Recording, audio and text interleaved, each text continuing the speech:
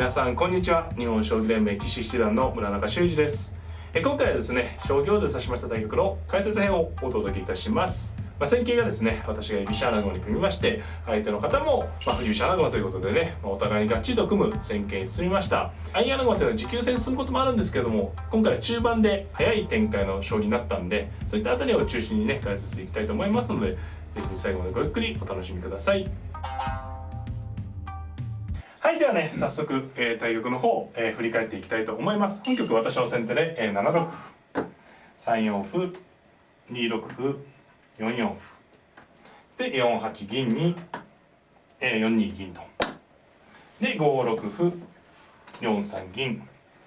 6八玉と、私の方はね、居飛車がはっきりしてまして、ここで相手の方がね、3二金と上がれば雁木の居飛車の将棋になるんですけれども、3二飛車と回ったことで三間飛車ですね。三間飛車対居飛車の将棋ですね。ここで2五歩と私は突きました。これね、ちょっとした序盤のポイントでして、三間飛車に対して2五歩を突かないで指し方もあるんですけど、突かないでいると、例えば7八玉というと3五歩とね突かれて、2五歩に3四飛車ということで石田流にね、石田流の形に組まれる可能性があります。ですのでこの形3二飛車に対して2五歩と突けば、この形ですとね3五歩から3四飛車が間に合いませんので、3三角と上がる一手になります。で、上がらしておけば、これからね囲いを組んでいけば、一打流に組みにくくなるので、三間飛車ですと2五歩早めに突いておく方が、いいかなと思います。7八玉とで6二玉で、私はここからね、持久戦穴熊を目指しました。7七角と、そして、7二玉に、5七銀、8二玉に8八玉とね、私の方はこれ穴熊模様ですね。で、相手の方がここで、9二香と上がるか7二銀と上がるか、あるいは違う指し方があるかってとこなんですけど、実際5四銀と上がって、この手がね、振り飛車ならではのね、この形のよくある手筋の揺さぶりでして、この手次にね放っておくと6五銀とここに出られる形はね少し嫌な形なんですね。角の頭の歩ですから受けにくいですし、そのまま角をね角ごといじめられてしまうということがあるので、5四銀に対しては6六歩と突くか6六銀と上がるか、どちらかの対応をね必ずした方がいいです。これをお気をつけください。皆さんねこう出てこられる、これね四間飛車でもありますからね、四間飛車でも揺さぶってこられる時は、銀で受けるか歩で受けるかどちらかを選んでいただければなと思います。実戦は、6六銀と私は銀でね受けました。で、9二香と相手の方は穴熊を目指したので、ここから穴熊の将棋ですね。9八香と、そして、9一玉、9九玉、8二銀に8八銀と7一金と、そうですね、これで6八角と引いたんですけれども、この手がこれね将棋大相撲、他のね回の時にもあったんですけど、6六銀から6八角と引く形がなかなかいい形でして、ですのでねこう5四銀に対して6六銀と上がってもそれほどね居飛車にとって嫌な形というわけではないんですね。角を引いて使えて、この銀は場合によっては7七銀と引けば受けに使えるので、6六銀とね6五銀と出させるよりは銀で上がって受けた方がね、こういう展開だった方が多分実戦的にはね皆さんも指しやすいかなと。で6八角と引いた形が実戦でも出てくるんですけど、2四歩とね仕掛ける手を狙っているので、非常にねこうなんていうんですかね、相手の形の牽制にもなってねいい形なんですね。実際6八角に4五歩と突いたんですが、3六歩と突いて、さあ何気ない序盤戦なんですけれども、ちょっと次の手がね波紋を少し読みましたがね、5二金とね、実際5一金とねよってちょっとした金の位置の違いなんですけど、5二金と上がれば一局の将棋というかね、仕掛けはなかったかなと。実際5一金でね、この時に瞬間に仕掛ける手も実はあったんですけれども、私が一回5九金と言ってね、いずれにしろここでもね金を寄っとけば自然、とにかく5一にね金が浮いている形が実はね若干危険な形でして、そういった意味で例えば5二金と上がって6四歩と突くとか、こういった局面でしたら一局の将棋というかねこれからの将棋だったと思います。実戦は5一金5九金右に6四歩という形で、条件的にはね非常にこの形がね振り飛車にとって危険な格好になりましたね。なぜかと言いますと、これね穴熊の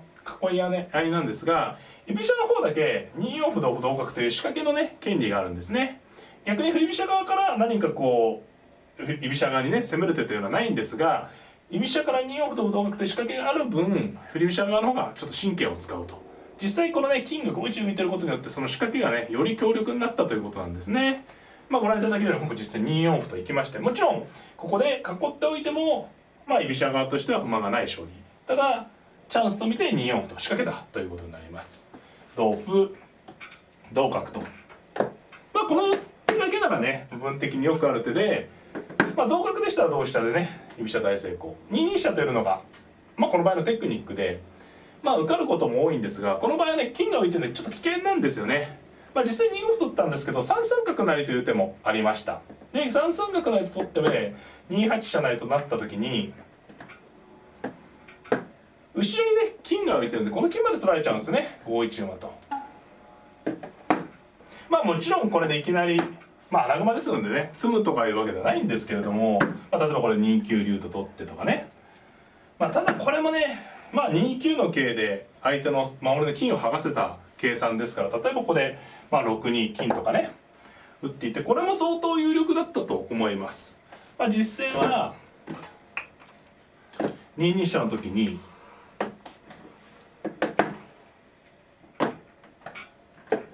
まあ2五歩とこう打ったんですね。これも部分的な手筋で、この時にも金が浮いてるので4四角とねかわす手ができないんですね。これ何もない金が例えば5二ですとこうかわしといて、これはね大したことはないんですね実はね。まあ威勢よく攻めてった割に角歩が重い格好でまあこれ以上ね進めるわけ手がないのでね。ただ実戦はこの形でしたので角をかわすと金取られちゃうということでね、まあ実際にここで6一金と打ったんですけど一手違うのでね、この瞬間に3三角成同桂2四歩という感じで先手がねどんどん攻める手がね成立したわけですね。ですのでねこれ振り飛車穴熊指される方はお気をつけいただきたいのが、居飛車側からね6八角と引かれた後に2四歩同歩同角という形で2筋をね攻められてしまうことがあるので、もちろんこれだけで繰り返しなんですけど決着がつくわけではないんですが、仕掛けを与えないようにこの仕掛けに警戒しておくね指す必要があると思います。まあ、実際これ2五歩とってもちろん、この瞬間まだまだの勝負でね、この2五に対して、まあ、2三角4四角3一角とねいろいろ角を打つ場所があります。まあ、2三角もねあったかなとは思います。2三角と打ってね、まあ、2三四角成を狙って、まあ、2四飛車と取れないんでね、まあ、この場合4三銀と受けるか、まあ、5二角と受けるか。例えば4三銀と受ければ4一角成となって2四飛車に、まあ、4二馬と引くような感じですね。まあ、これで4四銀と上がって4三馬3五歩というような感じ、まあ、これもあったとは思います。まあ、実戦は、まあ、より直接的な手ですね。3一角とこちらに角を、まあ、打ちました。まあ、これですとね飛車が5二飛車ですと2三歩成ですので、まあ、2四飛車の一手、そして5三角成と銀を狙いまして、後手も6五銀とぶつけたんですね。で同銀同歩と、まあこれで一段落なんですけれども、まあ、先手はね馬を作って、まあ、なおかつ手番ですから、まあ先手大成功に思われるかもしれませんが、後手の方から見ますとね先手の穴熊がねここに金がいればもちろん先手大優勢なんですけれども、5九にいるのでねやはり硬さがやはり後手の穴熊の硬いのでまだまだ形勢は難しいですね。5一金とね寄った隙をねついて、まあ、居飛車のペースで攻めれてるということは事実だと思います。まあ、実際4四馬と引きまして、まあ、この桂取りはねちょっと受ける手が難しいですね。受けるとすると角や銀を、まあ、盤上に打っていかないといけないので辛いということで2六で攻め合いになりました。3三馬2三歩2七歩成で、まあ飛車をこう取り合いまして、で、まあここでね飛車角の、まあ、大駒走行間で、まあ、手番が先手なんでねしかも桂得なんで先手良さそうなんですが、まあ、先手の方としては気をつけないといけないのは玉の硬さの違いがあるので、ゆっくりしていて例えばこの桂香を取られるような感じになるとね穴熊の硬さの差で居飛車は苦しくなります。そういったわけでね実際6三桂というのは、まあ、ちょっとね、まあ、露骨なように見えますけれどもスピードを重視した手ですね。ゆっくりしているようでは繰り返しなんですが桂香を取られて追いつかれてしまうのでね、まあ、桂香を取られる前に具体的な戦果を上げたいということですね。まあ、実際ここでね3九飛車と攻め合いだったんですが、まあ、1回逃げる手もありましたがね6二金とかね、まあ、これで5一桂成と削りに行くんですが、まあ、金を寄ってね、まあ、これも飛車を打たれるとまあいずれはこう成桂で狙われてしまうんですけれども、一回逃げた方がまあ手数が稼げましたかね。非常に細かいところ、あるいはもちろん6二金の時に、まあ、単に飛車打つような手もあるので、まあどうかですね、2一とかに、まあこれもこれ難しいんですけど、一回金逃げる手もねあったかなと思います。実戦はまあ逃げてもうるさくなると見てね攻め合いなんですけれども、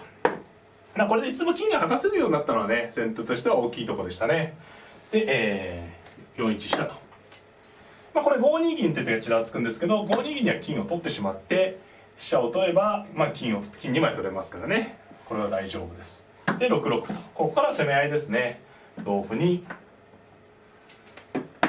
7四角とね、まあ、これちょっとひねった手で7一桂成を催促しながら、まあ、5六に角を出ようという手ですね。で私も7一桂成と取りまして、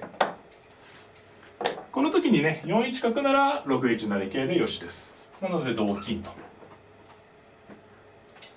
で1一飛車成と香車を取って、まあ私の方としてはね駒得を重ねる感じで、まあ、攻めの方は好調ですね。金を取って香車を取って、もうどんどんね戦力が増えてますからね。まあ、問題はこの後にね相手の方の反撃が来るので、まあ、どれぐらいそれを受けられるかというのがね、まあ、焦点が移ってますね。まあ、実際6七桂と、まあ厳しい手ですね。まあこれはねやっぱりこう取られるとねボロッと取られちゃうんで許せない。まあまだ金銀香だけで一気に攻める手がないので、まあ、6八金と上がって受けました。そしてね、まあ、5六角と出て、さあここがね一番の勝負どころでしたかね。まあこれで飛車角桂持ち駒に銀でね非常に、まあ、気持ち悪いんですけれども、次の手が本局のね、まあ、決め手となりましたね。5七馬と。これがね、まあ、決め手といってもね、まあ、攻めの決め手ではなくて受けの決め手のような感じですね。飛車角桂のもう三方に効くね絶好の馬引きとなりました。まあこれ角取り桂飛車取り桂取りどれもね後手としては許せないところで、まあ例えばゆっくりね桂を取るようでいけばいいんですけど、根元の角を取られてねボロボロになってしまいますし、といって角を逃げるようになってると今度桂馬を取られてしまうということで、まあ、実際はね7九銀と攻めたんですが、まあ、ボロッとね角が取れたんでね、ここで形勢がまあ少しずつはっきりしてきましたね。まあ、実際6八銀成だったんですけれども、8八銀成同玉7九銀と、まあ、こちらの方がねまああやはありましたかね。まあ、王様をかわして、これもねちょっと駒が足らないんですけれども、こうやって攻めた方が6八銀成から8九飛車でまあこう取ってですね同金に、まあ、8九飛車という感じでね攻めが多少続くので、まあ、こちらの方があやはあったかなと思います。実戦は6八こちらを取ってね桂馬をなったんですけれども、これに対してはねあっさり同銀がまあ分かりやすい手で、同飛車成に金を持ってるんでね7八金打ち取って、これでもうまあ何ですかね後手の攻めをまあシャットアウトした形になりましたね。まあこれ以上攻めがないですね。テクニックとしては8八銀と打つような手もあるんですけれども、これも同金に6八竜に、まあ、取った銀をね打てばまあそれほど響かないと。まあ、実戦は2九竜とね桂馬を取ったんですけれども、まあ、ここからはね、まあ、私の方のね、まあ、最後予選になりますね。まあ、豊富に持ってますので7五桂とね、まあ、上から攻めて、まあいろんな手があるところです。6三桂と直接打っていく手もあるところですが、7五桂と打ちました。で6一歩に2二竜と、まあ、これも寄せの手筋でこうね竜の利きあるいは角の利きなどを、まあ、歩で止められることってね皆さん経験あると思うんですけれども、止められた場合にはすぐそのね止められた竜を動かしておくと、まあそう駒が遊ばなくてねいいので、ぜひ参考になさってください。この場合まあ形勢が非常に大差ですので、6一歩にすぐね8三桂ならずから攻めていってもいいんですが、まあ、こう止められた時には一手には一手っていうんですけどね、一手には一手という感じで大駒を使っておけば駒が遊んでしまったということは少なくなると思います。まあ、実際8二十でまたこちらを睨んでね、まあ、実際7二銀と受けたんですが、まあ今度は8六香ということでね、まあ、形勢がいい時にはまあ一手には一手の続きですね。まあ一手受けられたら一手使う、一手受けられたら1枚使うという感じで、まあちょっとずつね着実にゴールに向かっていけばいいと。まあ、実際7四桂とね、まあこれ最低の粘りなんですが、6三銀と、まあ、ガリガリとね、まあ、剥がしに行きまして、まあ、同銀でしたらね同桂なりあれ同桂ならずどちらでもね攻めが続きます。まあ、実際8六桂とね根元の香を取ったんですが、まあ、同歩でも十分ですけどね決めに行きます。7二銀成と。9八桂成でね、穴熊の大事な香車まで取られてしまうんですけれども、同玉と取ってバラバラね硬いですね。で相手の方は7二金と取ったんですが、同竜と、自然に迫りまして、7一銀打ちと受けてね、さあここですよね。ここでもういろいろな勝ち方があるんですけど、ここでね私は詰みを読み切りました。8三桂ならずと、穴熊でまだ一手もかかってないところなんですけど、この桂ならずから詰み筋ですね。実戦は同銀に8二銀と打ったところで相手の方の投了となりました。相手の方がね非常に強い方だったのでここで投了だったんですけれども、見ている方になんでこれ投了なのだろうね、ちょっとこの先は難しいという方もいると思うので、ちょっと大盤でねこの先の詰み筋を解説いたします。これに対しては同銀の一手ですね。同銀の一手なんですが、同竜と取ってしまって同玉の一手ですね。これもねでもう馬も切ってしまいます。8三馬と、これもね玉を逃げると金で詰みなので同玉の一手と。さあこれで持ち駒が角金銀3枚桂とねめちゃめちゃ持ってるんですね。7五桂が、これがもう土急所の一手ですね。土急所、急所中の急所の一手で、こう打つとねどうですかね、少し一気に王様がね、少しというかね王様が狭くなったらお分かりいただけるかなと。王様が下に引けば金銀いっぱいありますから、もうね贅沢に使っちゃってください。銀を打てば玉を寄れば銀を打って、もうこれはねどうでしょう、並べ詰めの感じですね。問題なのは上に行く手なんですけれども、7四8四9四いろいろあります。もう9四玉ですと8三銀と打って、残りも金銀3枚ありますので、王様逃げても8五銀と打って、同玉に8六金と打てばもう1枚銀があるから詰み。これね8四玉でも同じですね。8四玉でも8五金と打って金を打てば詰みという感じですね。同玉に金を打って王様を引いた時にまだ銀2枚ありますからね、銀を打って銀を打てば詰みと。なので7四玉が一番見た目的には逃げられそうなんですが、これも角を銀と打てば残り金銀3枚ありますので、玉を寄って銀を打って、いろんな詰まし方ありますけれども、ベタベタ打つのが一番分かりやすいですかね。で王様引けば銀ということで、ちょっとずつですけどね、相手の方が油断したという方で詰みを読み切ったということで8人までで投了となりました。はい、いかがだったでしょうか。今回はですね、将棋を指しませ対局の解説戦をお届けいたしました。相穴熊戦といってもね、ちょっとした隙が仕掛けのチャンスになる時もあるんですね。特にね、居飛車穴熊側からするとですね、2四歩同歩同角とね、実戦出たんですけど、飛車先の歩交換、あのタイミングを相手のね形に合わせることによってうまくね攻めをつなげることもできますので、そういったあたりもね皆様の実践のね参考になればなと思っております。この動画が良かったので方はグッドボタンを、チャンネル登録の方もぜひぜひよろしくお願いいたします。それではまた、さようなら。